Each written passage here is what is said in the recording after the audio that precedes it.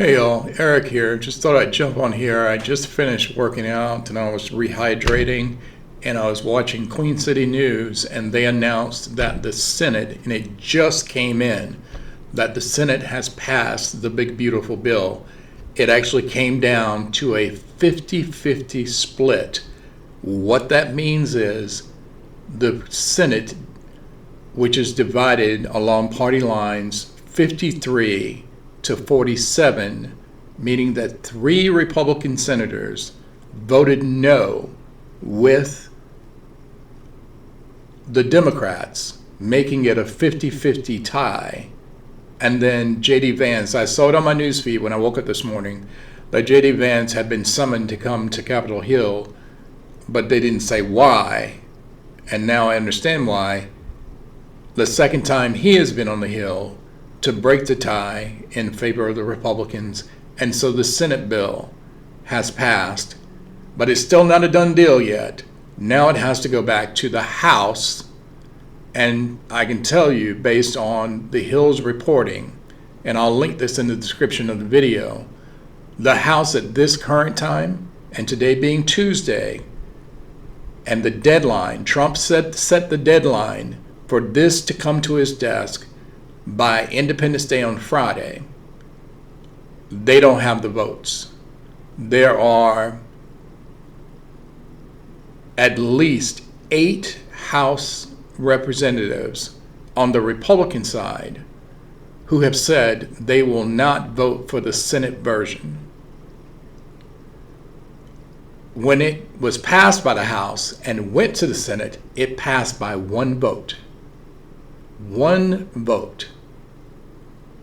And so at this time, because anything can happen, the bill has passed the Senate.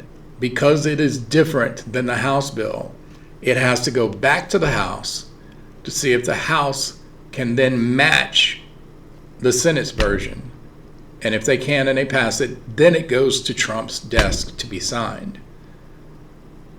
Based on the information that I'm reading and that I'm seeing, I don't think that's going to happen. Of course, ridiculous things have happened in a shorter period of time. But today being Tuesday, the deadline is Friday. We'll see what happens. And I will link the description of the article from the Hill into the description of this video. Before I jump off real quick right here, I'll just show it to you. Vance breaks 50-50 tie as Senate passes GOP mega bill after voting around the clock. I will link that. And it's a lengthy video, lengthy article. There have been some changes. One thing that I will note, and this was all over social media last night about Lisa Murkowski, the senator from Alaska who had garnered a measure to be added that would have shielded her state, Alaska, from the Medicaid cuts. Because the majority of Alaskans depend on Medicaid for their insurance. And she garnered that measure, but the Senate parliamentarian said not so fast, saying that measure actually violated the Byrd Agreement. I didn't look up to see what the Byrd Agreement was, but that was thrown out. And so they tried to do it again and shield 10 states from the Medicaid cuts, and that didn't work either. And so Senator Thune, who is the Senate leader, had been trying to lobby Murkowski all night long to vote yes, and she did not. She voted no, which is why J.D. Vance had to come to Capitol Hill to cast his vote as yes, which was expected. But you see, elections have consequences.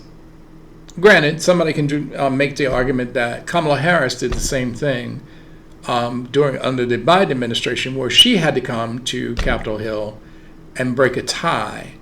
But that tie was in favor of the American people. This bill is not in favor of the American people.